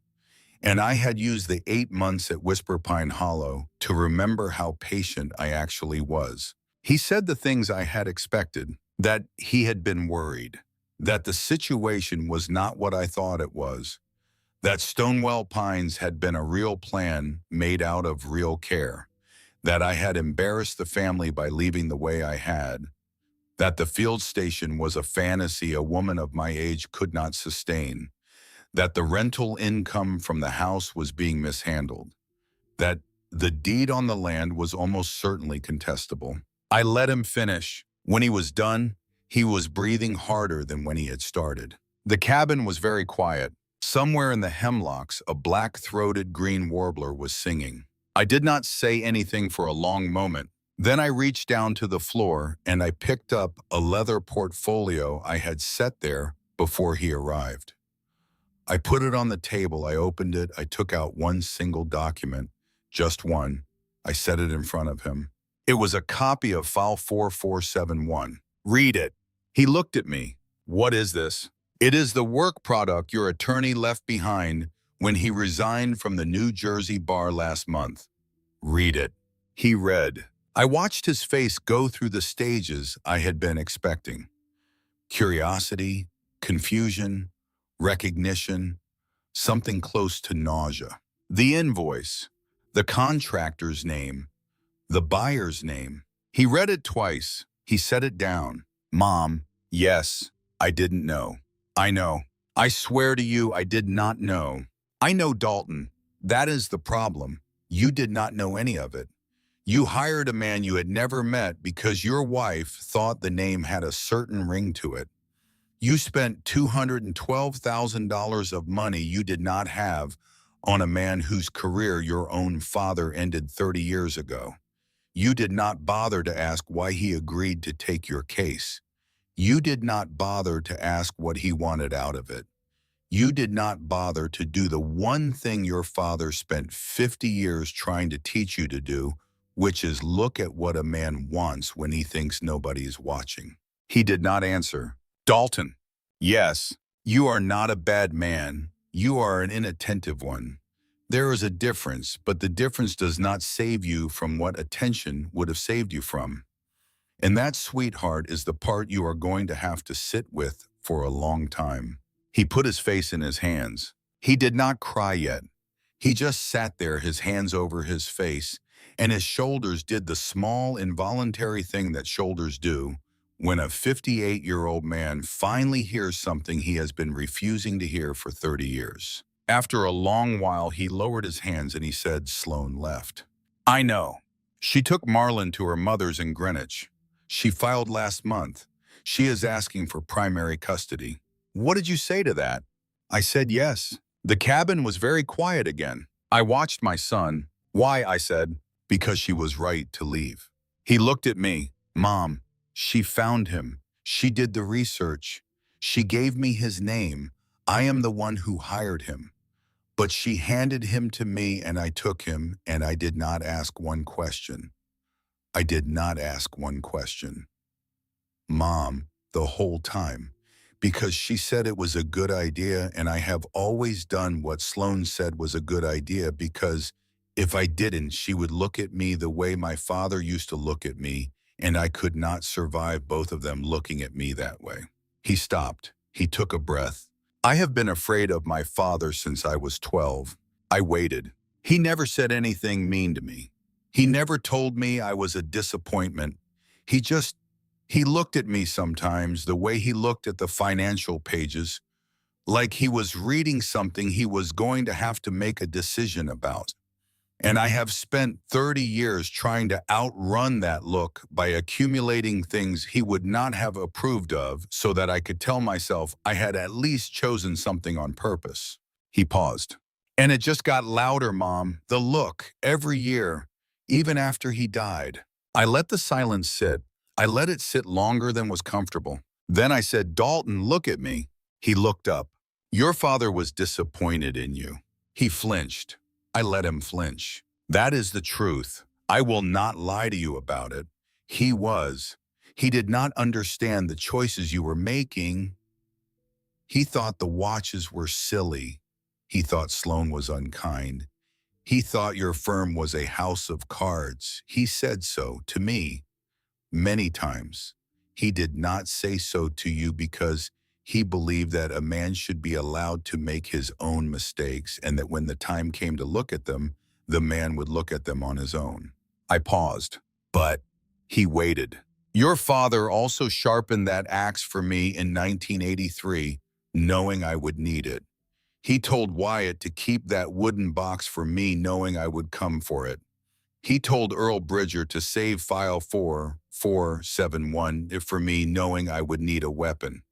He did all of these things because he loved me. And do you know what he also did, Dalton? What?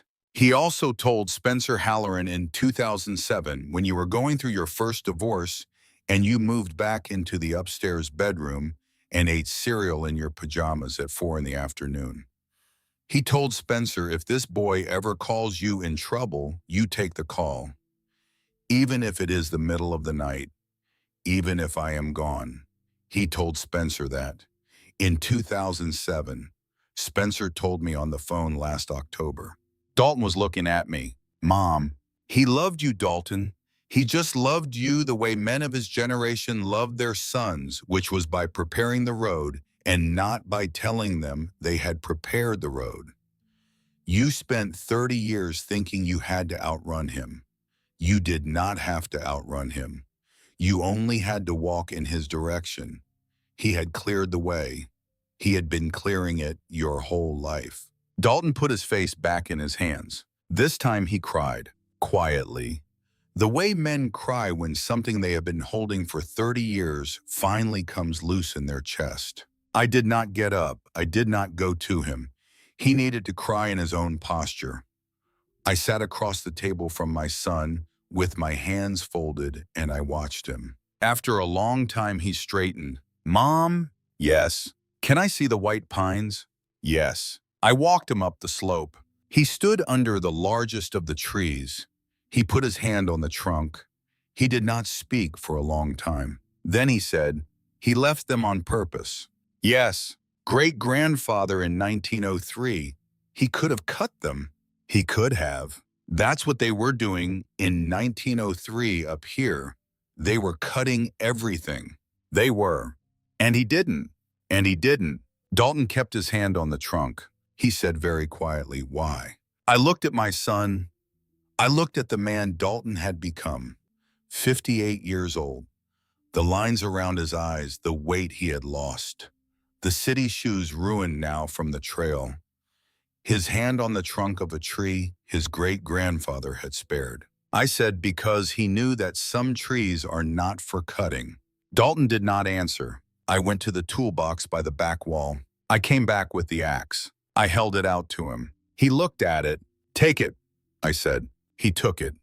His arms dropped a little under the weight. His eyes widened slightly. The balance was perfect. It was always perfect. That was the point. This blade has cut 312 trees in its life, I said. It has never cut a white pine.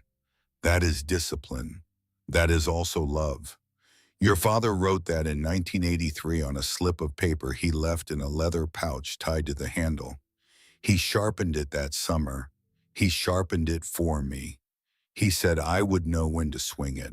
I paused. I swung it once in January on a phone call. I am not going to swing it again. I looked at him. You can learn what your father knew, Dalton, but you are going to have to learn it on your own, the way he learned it, the way he intended you to learn it. I will not teach you. Wyatt will not teach you. Russell will not teach you. The axe will teach you, if you let it. I took the axe back from him. I wrapped it in the canvas. I put it under my arm. Come down the hill, I said. Coffee's getting cold. He stayed 5 days. He did not check his email. He did not check his phone. On the second day, he helped Wyatt clear a fallen birch from the North Trail. On the third day, he sat in the studio and watched me work on plate 21. He asked questions about my plates that nobody in his family had asked me in 50 years. What is a stoma? How long does a plate take? Why do you draw the seed in cross-section? How did you learn to do this? I told him. He listened. He listened the way a man listens when he is realizing 20 years too late, but not all the way too late that he has missed something he was supposed to know about his own mother. On the third night around the fire pit Brock had built behind the cabin, with the spring frogs starting up in the seat below us, Dalton asked the question I had been waiting for. Mom! Yes, sweetheart. Can I be on the board? On what board? The field station. The board. You have open seats. I looked at him. I looked at him for a long moment. No, he looked at me. Not yet, Dalton. Maybe in a few years. After Marlon is grown. After you have rebuilt something on your own that no one handed to you. After you have stopped thinking of your mother's project as something you can help with. After you have had time to learn what your father wanted you to learn. Then yes, then we can talk. He nodded. He did not argue. That was the most encouraging thing he had done in 3 decades. On the morning he flew home, he stood at the porch with his duffel in his hand. He had taken his city shoes off and replaced them with a pair of work boots Brock had loaned him because the city shoes were beyond saving. He said, "Mom." "Yes? What can I do?" I thought about it. 3 things. Pay every dollar you have not yet paid back. Be a good father to Marlon and Dalton. Yes. Stop wearing the watch. He looked down at his wrist. He looked up at me. He took the watch off. He held it out. I did not take it. "That is yours to decide," I said. "I just told you what I think." He put the watch in his pocket. He hugged me. He climbed into the Jeep. He drove down the 2-track. I watched the dust settle for a long time after he was gone. Corinne came in October. She did not call first. She just came. She drove the gravel road in a rented sedan. She should not have been driving on that surface. She walked into the clearing in expensive boots that were going to be ruined inside the hour. She stood at the edge of the porch with one hand on the railing, Brock's railing, and she did not say anything when she saw me. She did not say anything when I hugged her. She came inside. She sat at the small table. I made her tea. She wrapped her hands around the cup. She did not speak for a long time. She finally said, "Dalton came back different." "I know. He won't tell me why." "He shouldn't."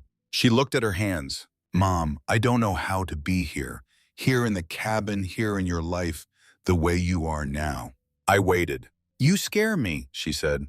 I did not move. "Why do I scare you, Corinne?" She did not answer for a while.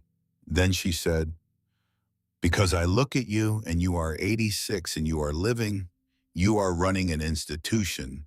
You are publishing. You are walking 5 miles a day.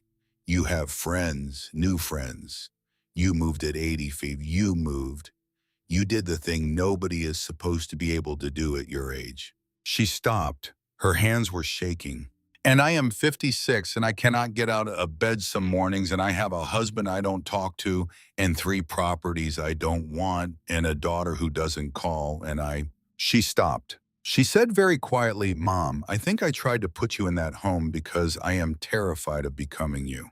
I waited. She said it again slower. "I am terrified of becoming you." The cabin was very quiet. I waited until she could look at me. When she could, I leaned across the table. I took her hands. I said, "Corinne, listen, I am not the thing you are afraid of." She looked at me. "I am the thing you could become, if you dared." She started to cry.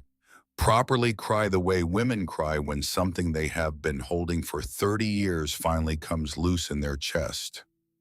I got up. I walked around the table. I sat down beside her. I held her. I held my 56-year-old daughter while she cried into my shoulder in a cabin in Upper Michigan, and outside the window, the October light came in low and gold across the clearing. She stayed 3 days. She did not ask to be on the board. She would not have been ready. But before she left, she stood at the door and she put her hand on the door frame and she said, "Mom, can I come back in the spring?" I said, "Yes, sweetheart. Come back in the spring." She did. She came back in May. She brought a sketchbook. She had bought it herself. She did not know how to draw yet, but she had bought the sketchbook. That was the part that mattered. Sloan never came. She sent one letter in November. It arrived in the mail in a plain white envelope, no return address. The handwriting was hers, which surprised me because in 15 years of being her mother-in-law, I had not received one handwritten thing from her. The letter was 4 sentences. "Adelaide, I am divorcing your son. I will not apologize. But I would like Marlon to know Whisper Pine Hollow. If you will allow it, I will bring him next July. I would like him to know what kind of woman his grandmother became." I read the letter twice. I sat with it for an hour. Then I wrote back, one sentence on a sheet of stationery I had carried up from New Jersey 9 months earlier and not used. "Sloan, bring him in July. I will teach him to hold the axe." I mailed the letter the next afternoon. I never heard from her again until July when she did in fact come with my grandson, and she sat on the porch and watched him for 2 weeks while he learned to identify warblers by song and to sharpen a blade and to walk under the white pines without speaking. But that was a different summer. That was a different chapter. That fall, Thanksgiving came. Russell flew in with his wife, Faye. She walked into the cabin with a casserole dish in one hand and a bottle of wine in the other. She set them down, she put both arms around me, and she said, "Mama, look at this place." She had been calling me Mama since the second time we met. Wyatt came. Brock and Adela came with sourdough. Hazel Tremaine came. Brock drove out to her house and brought her in his truck and helped her up the porch steps. She was 91 and she was wearing pearl earrings. Earl Bridger came and he brought a turkey he had hunted, himself plucked and dressed and wrapped in butcher paper. Beatrice came in by phone on the laptop from Asheville. We propped the laptop up on the kitchen counter, and Beatrice narrated the carving of the turkey from 1,100 miles away in a voice that suggested she was in fact in the room. We sat around the small table, 9 of us plus Beatrice on the laptop. The cabin had not been full like this ever. Not in 1947, when Tobias and the carpenter from Kettridge had finished the roof. But in 1952, when a 12-year-old boy named Garrison had walked through the door behind his uncle and learned what cedar smelled like. Not in any of the empty decades since. It was full now. I sat at the head of the small table. I looked around. I raised my glass. "To Tobias," I said, "who left the trees standing." "To Tobias," they said. "To Garrison." A small pause. Then Earl Bridger raised his glass higher than the rest. "To Garrison Holloway," he said, "the best man I ever knew." "To Garrison." I looked around the table. "And to all of you, and to the axe, which was in the end sharpened for the right person." We drank. The Whisper Pine Field Station opened to its first 2 visitors on the second Saturday of September, the year I turned 86. A retired high school biology teacher from Duluth named Lorraine Eklund. A former hospice nurse from Green Bay named Marjorie Dunn, both in their 70s. Both responding to a small notice Beatrice had placed in the newsletter of a regional naturalist society in February. They stayed 2 weeks. Wyatt led morning bird walks. I taught afternoon sessions on field illustration in the studio. Della cooked. Brock rebuilt a section of the porch railing he had not been satisfied with. By the end of the first week, Lorraine was producing recognizable sketches of the spring beauties along the Seep Trail. Marjorie had identified 23 species of bird by song. Both women were sleeping 9 hours a night and laughing more than they had laughed in years. On the last morning before they drove out, Marjorie stood in the clearing. She looked up at the slope behind the cabin. She said, "Adelaide, I worked in hospice for 31 years. I sat with over 400 people as they died. I came here because I thought I had nothing left to give." She paused. She looked at me. "I think I came back to myself a little." That was all she said. She got in her car. She drove down the 2-track. I stood in the clearing for a long time after she was gone. By the second year, the field station had hosted 14 visitors. 3 of them had gone home and started small projects of their own. One of them, a woman from eastern Tennessee named Constance Whitaker, had begun a similar field record of a 30-acre parcel her grandmother had left her. A small piece in a regional natural history magazine led to a longer piece in a national outlet. The Whisper Pine plates began appearing in places I had not pursued. The Vermont press I had worked with for 40 years offered to publish a book of the plates with Garrison's transcribed journal entries running alongside.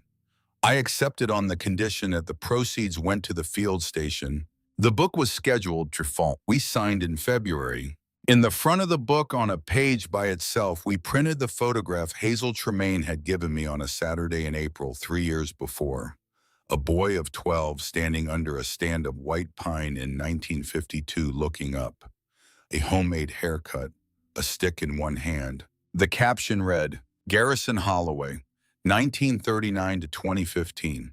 The man who sharpened the axe for his wife. I sat at the kitchen table on a Tuesday evening in October, the year I turned 87. A cup of tea beside me, a stack of finished plates on the table. I opened the small notebook I had carried since the first day, the one in which I had written the door first on the day the cabin was still padlocked behind me. The notebook was almost full. I turned to the next blank page. I picked up my pen. I wrote, 85 was not the end of anything. 85 was the year I stopped letting other people tell me what 85 was supposed to look like. Garrison carried this place in his pocket for 56 years, waiting for me to be ready to see it. He never made me come. He waited. He sharpened the road. He sharpened the people. He sharpened the axe. I was patient with myself, finally, once I stopped listening to people who weren't. I have everything I need. I have more than I ever asked for. I am exactly where I am supposed to be. I closed the notebook. I put my hand flat on its cover for a moment. Then I got up. I added a log to the stove. I walked to the window. The porch light was on. The clearing was dark, but I knew what was out there. A quarter-mile up the slope, 16 trees that my husband's grandfather had refused to cut in 1903 were still standing. On the porch, invisible from the window, was a railing built by a young carpenter who had moved north on purpose, with a woman who knew what it cost to leave a mother behind. A quarter-mile north through the woods was a small cabin where Wyatt Kerrigan was probably also standing at his window. 1,100 miles south, in a small house in New Jersey that he had moved into after the divorce, was a 58-year-old man learning slowly how to be a father to his son. In another house in another state was a 56-year-old woman with a sketchbook she was learning how to use. In Asheville, at her kitchen counter, was the woman who had been my best friend since 1957.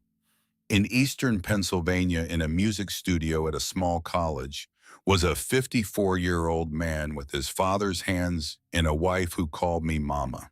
In a small white house with green shutters in Kettridge was a 91-year-old woman who had been holding a photograph for a very long time until she found the right person to give it to. And in a farmhouse 2 miles outside town, retired now from 22 years of being a county sheriff and from a lifetime of being Garrison's friend, was Earl Bridger, watching the same darkness through his own window. And in the studio behind me, pinned to a length of bare board, were 31 plates. And on the small table were 11 journals. And on the visor of the F-150 parked beside the woodpile was a folded letter that began with 7 words. Addie, the land has been waiting. And in the toolbox by the back wall was an axe that had cut 312 trees in its life and had never cut a white pine.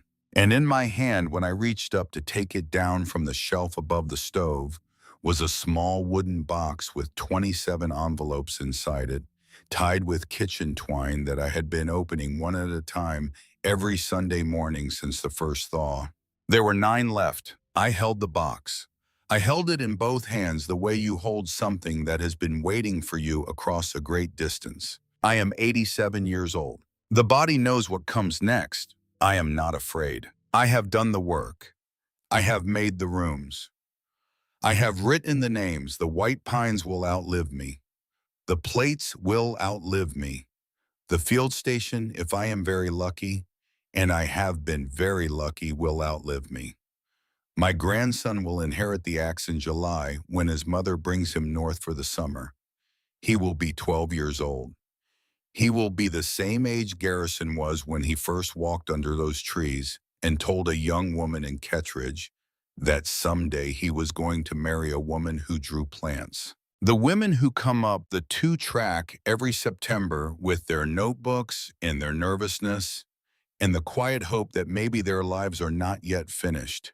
They will outlive me too. That is the point. That has always been the point. I added another log to the stove. I turned off the lamp. I went to bed. The cabin held me the way it was built to.